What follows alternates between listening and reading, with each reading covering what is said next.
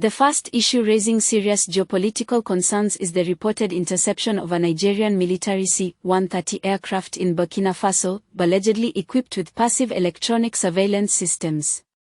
According to circulating reports, the aircraft was capable of collecting GPS coordinates of Burkinabe military positions, monitoring communication frequencies, and capturing radar signatures of strategic installations.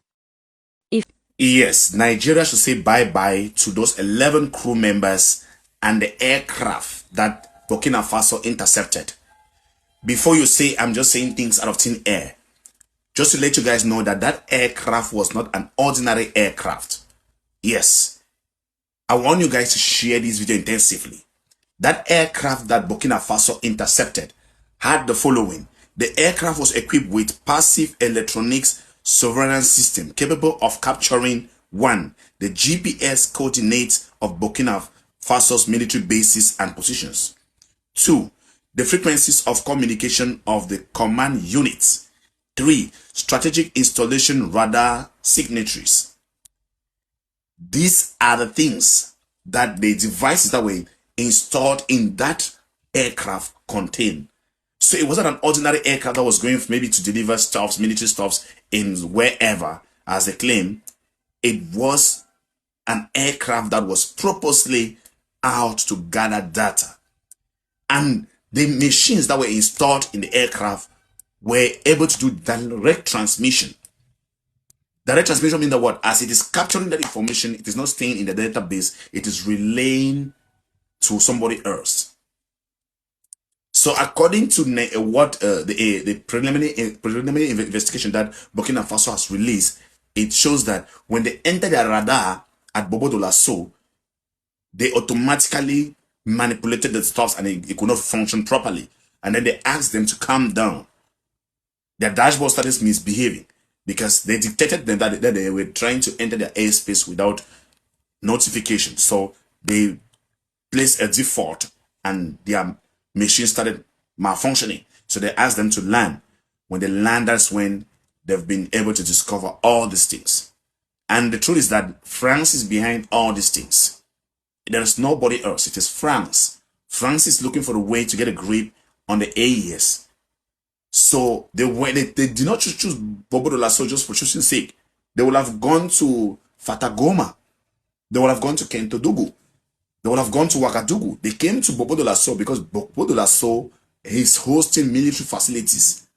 So many of them. And it is in Bobo de la So where the nuclear plant is being constructed. So it has a lot of facilities for the AES military. So Nigerians should say bye-bye to those 11 crew members and that aircraft. And I hear they're lying to the Nigerians that they've released the aircraft. That aircraft has not been released. As we speak, experts are coming in from Russia, over and over, different batches to check on that aircraft, and they will scan it to the bit.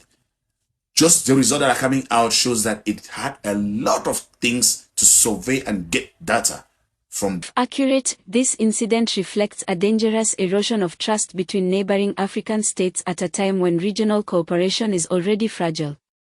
Surveillance operations of this nature, especially without transparent multilateral frameworks, risk escalating suspicion, retaliation, and military miscalculation. In a region battling terrorism, instability, when foreign influence, should African militaries be covertly monitoring one another instead of building shared security mechanisms? And if national security actions begin to undermine regional peace, who ultimately pays the price, governments or ordinary citizens? The second issue centers on growing public anger toward ECOWAS, with voices calling for member states to exit the regional bloc altogether. You are supposed to protect your people. This is the ECOWAS states.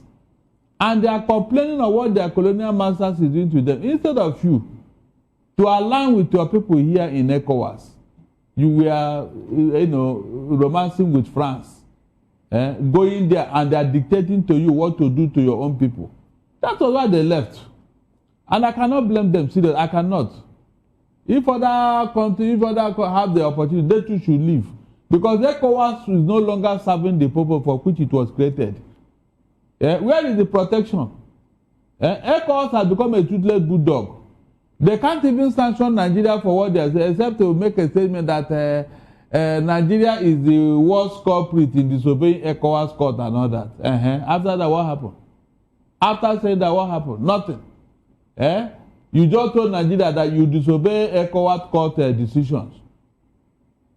What are you supposed to do as a follow-up? Nothing. So ECOWAS is a spent force. It no longer have the power to discipline members, even to talk to some of their leaders who have been messing around with their country and all that. They can't do that. When you say they don't have what it takes to, you recall that they've also warned the former governor or the former president of Gambia, Yahya Jammeh, that he must come back to answer questions regarding the way he acted from the time he was the president of Gambia from 2016 from 1994 to 2016. We have issues of violation, human rights violation during the time he was there. And I don't think that that's more like a good call, even while he was in exile. They are ready to sanction. Don't mind them. They are choosing the scapegoat here. Because Jammeh and Gambia is a very small country. They don't have a voice. People have done worse since than Jammeh, and yet nothing happened. Fina, people have done worse things 10 times over than Jammeh in Gambia. Yet nobody called them out, nobody sanctioned them, nobody said anything. Can you see what we are talking about here? When you say people have done worse things, can you help us walk through? Nigeria. ECOWAS just told you here that Nigeria is the worst culprit in disobeying ECOWAS court decision. They don't implement, they don't obey it. Is that not true? So what follows after? Why don't you call Tinubu to come and explain why you cannot obey ECOWAS court? Call him out the same way you are calling Jammeh. Yes, call him out. Let us start from there.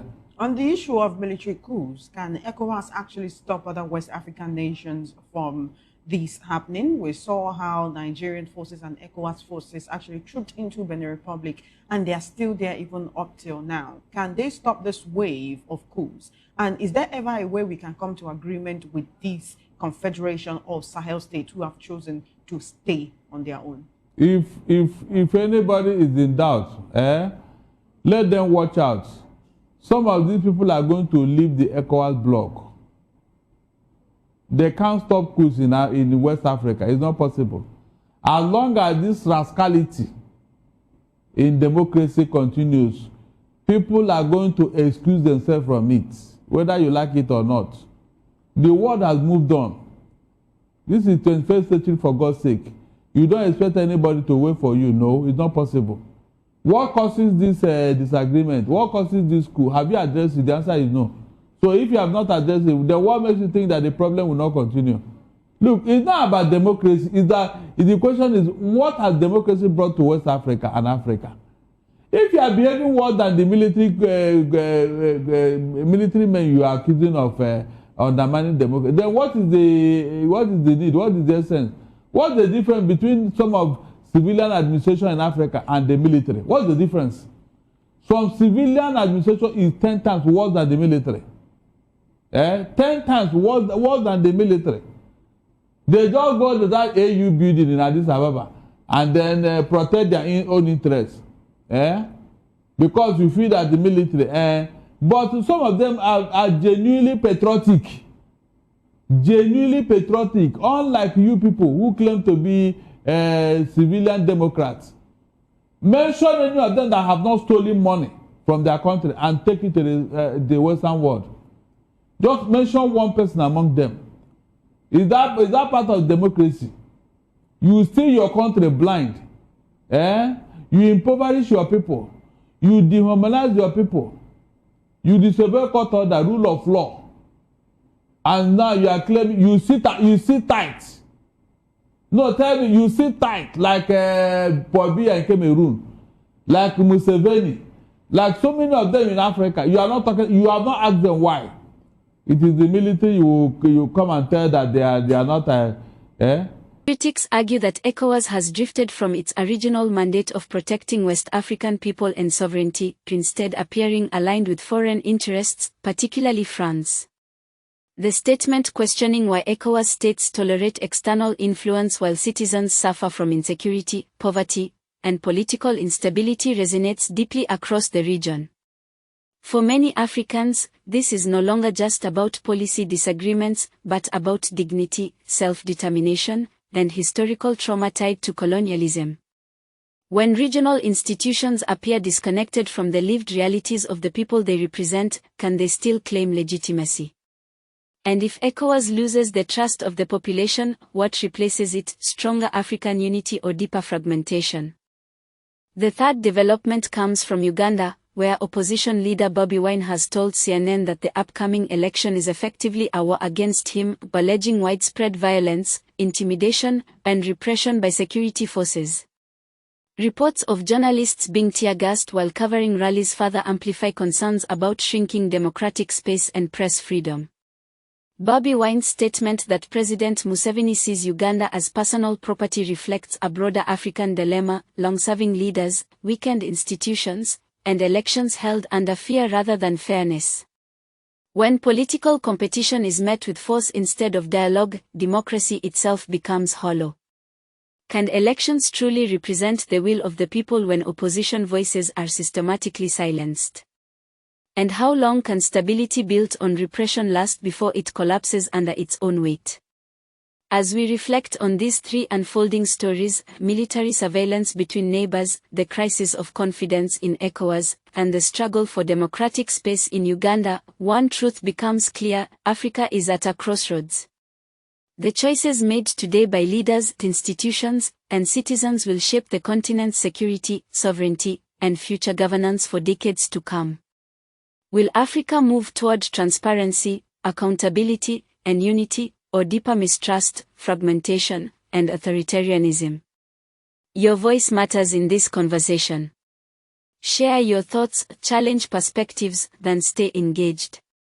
If you want more in-depth, responsible analysis like this, stay connected with us, because the future of Africa is being written now, and we will continue to follow every chapter.